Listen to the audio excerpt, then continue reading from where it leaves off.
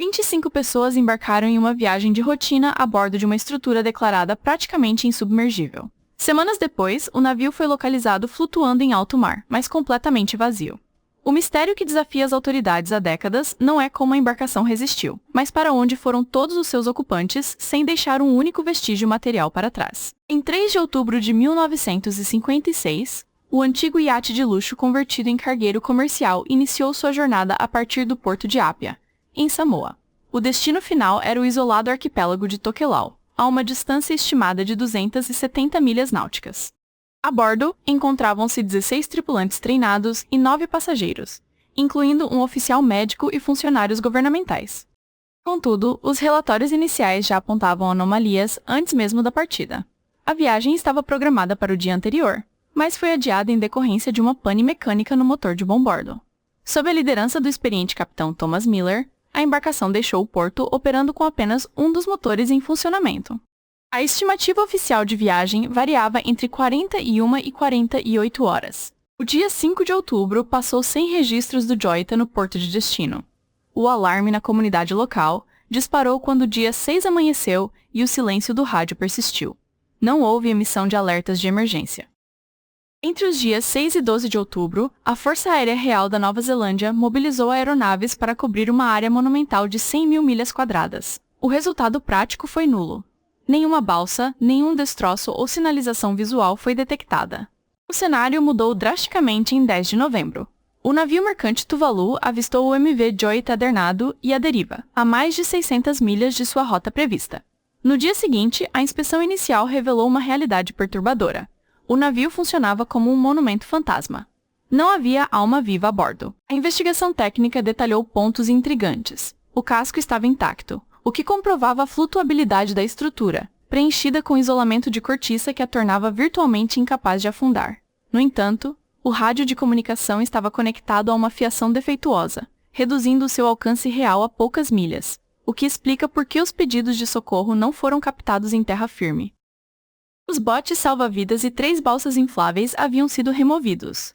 Na cabine médica, uma maleta foi encontrada aberta com instrumentos cirúrgicos espalhados. Todos os relógios de bordo pararam exatamente às 10 horas e 25 minutos. Os diários de bordo e os equipamentos de navegação haviam desaparecido. No estudo dos grandes enigmas da navegação, a análise de dados e a cronologia muitas vezes revelam simetrias que desafiam a nossa percepção comum de causa e efeito. Quando observamos o caso do MV Joita sob uma perspectiva puramente matemática e simbólica, os números desenham uma trajetória singular. A identidade nominal da embarcação, quando decodificada através de sistemas clássicos de contagem, converge de maneira exata para o número 7. Dentro dos estudos de simbologia analítica, o 7 representa o oculto, o mistério e aquilo que permanece guardado, longe dos olhos do mundo. Curiosamente, o ciclo de origem da sua construção, iniciado no ano de 1931, carrega a frequência 5, associada diretamente ao movimento, à instabilidade e às grandes jornadas. A união entre a identidade do navio e o seu tempo de origem resulta no número 3, uma frequência ligada à expressão e à posteridade de um legado. Na prática, o que a história testemunhou foi exatamente a fusão desses fatores, uma jornada marcada pela instabilidade que culminou em um dos maiores segredos dos oceanos, perpetuando o nome da embarcação na história da navegação mundial. Mesmo os dados cronológicos do evento trazem reflexões profundas. O dia de sua partida, convertido analiticamente, aponta para o número 6, o símbolo do forte impacto e do choque coletivo, espelhando o destino imprevisto das 25 pessoas a bordo.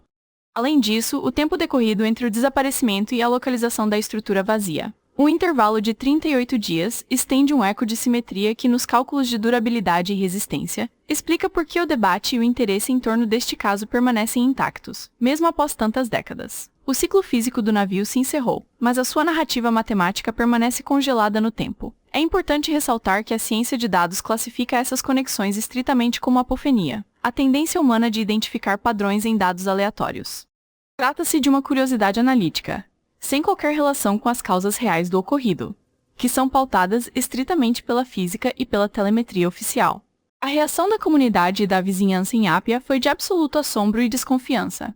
As famílias dos ocupantes questionavam como uma tripulação experiente abandonaria um navio insubmergível para se lançar ao mar aberto em pequenas embarcações infláveis.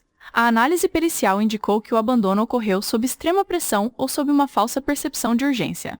Uma das tubulações de resfriamento havia se rompido, gerando um alagamento no piso inferior que pode ter assustado os ocupantes, que desconheciam o poder real de flutuação da cortiça no casco. Diversas linhas de investigação teóricas surgiram ao longo dos anos. A primeira hipótese analisada pelas autoridades sugeria uma quebra de hierarquia interna ou um conflito de decisões entre o capitão e a tripulação diante do alagamento técnico. Uma segunda vertente comunitária levantou a possibilidade de interferência externa de frotas remanescentes de conflitos globais na região, operando de forma clandestina, embora nenhuma evidência militar tenha sido homologada nos arquivos oficiais. Uma terceira teoria foca na atuação de criminosos marítimos modernos, interessados na valiosa carga que o navio transportava, embora grande parte dos suprimentos ainda estivesse intacta nos porões. O inquérito oficial, concluído em fevereiro de 1956, não conseguiu apontar um veredicto definitivo. O desaparecimento das 25 pessoas foi classificado legalmente como um mistério não solucionado. Respeitando a presunção de inocência e a ausência de provas periciais contra qualquer indivíduo ou grupo, os dados indicam apenas que uma cadeia de falhas mecânicas e decisões sob estresse culminaram em um desfecho inexplicável em águas internacionais. Diante de um navio estruturalmente projetado para nunca afundar, qual fator lógico explicaria o abandono completo da tripulação em meio ao Oceano Pacífico? Deixe sua opinião respeitosa nos comentários, ela é muito importante para o debate. Se você busca mistérios reais analisados com respeito e profundidade, se inscreva no canal e ative as notificações. Até o próximo caso. Aviso legal.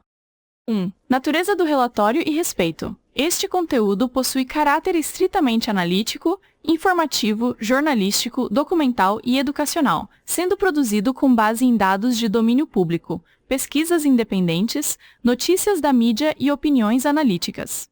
O processamento de dados é conduzido com o mais absoluto respeito à memória das vítimas e dos envolvidos, além de profunda solidariedade aos seus familiares, possuindo o objetivo técnico de auditar fatos e não de explorar a dor alheia.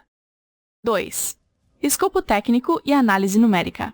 A decodificação de padrões, constantes e coincidências matemáticas constitui um estudo teórico de probabilidades, vetores de ação e falhas estruturais. Estas análises não possuem intenção difamatória, mística ou esotérica, servindo unicamente ao mapeamento lógico de eventos complexos. 3. Presunção de inocência e isenção. A dinâmica dos eventos narrados fundamenta-se exclusivamente em laudos periciais, relatórios técnicos e reportagens oficiais. Todos os indivíduos mencionados na esfera criminal estão amparados pelo princípio constitucional da presunção de inocência. Este canal opera de forma independente, anônima e não atua como tribunal, abstendo-se de emitir acusações, vereditos ou julgamentos de valor contra indivíduos ou instituições. 4. Autonomia do espectador. As visões e cenários apresentados refletem interpretações analíticas exclusivas deste canal, e não constituem aconselhamento profissional de qualquer natureza. O espectador é inteiramente encorajado a realizar suas próprias verificações e extrair suas próprias conclusões. 5. Termos completos. O aviso legal e os termos de direitos autorais completos constam detalhadamente na descrição deste vídeo.